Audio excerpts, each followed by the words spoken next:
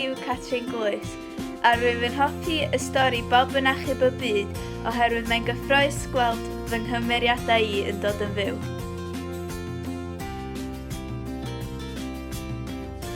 Y diwrnod mawr. Hogyn Steddfod ydi Ifan.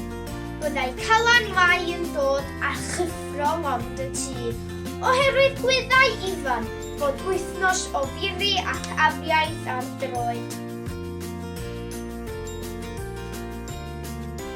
Diolch Erin am sgwennu'r stori. Wedi mwynhau ei ddarllen.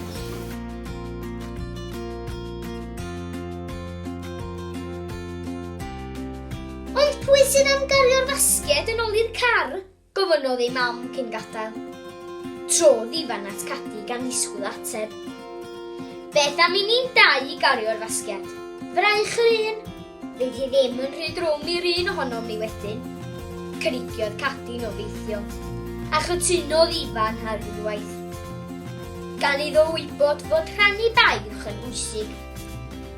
Gwynodd y ddau ar ei gilydd yn gytun, cyn ei throi hi tuag adref yn fodlon iawn ei gilydd.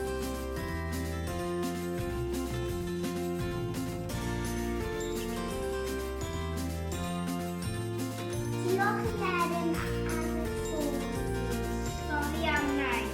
Mae'n rhyfedd iawn ar bawb rwan fod y byd am ychydig o straen.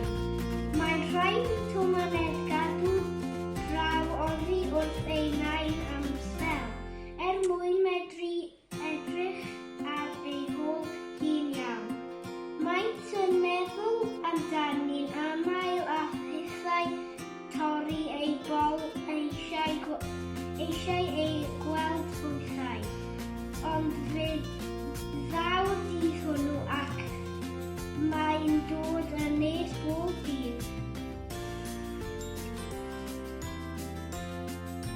Roedd llawer yn synnu clywed na welodd y castell yr un forwyn na Blas erioed. Doedd Lydia ddim yn dymuno hynny. Hi a hi yn unig fyddai'n tacluso I gwely yn y bore, yn dewis beth I wisgo ar gyfer y dydd o'i blaen, ac roedd hi hefyd yn paratoi ei ffrigau bwyd I gyd ar y ffenni hyn bach.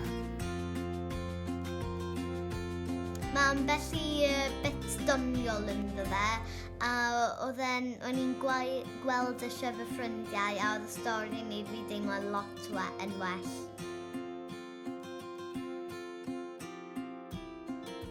Mae Erin wedi portreadu'r stori yn union fel y llun. Mae pob darn o'r llun yn y stori ac rwyf wedi mwynhau ei darllen hi. Diolch Erin.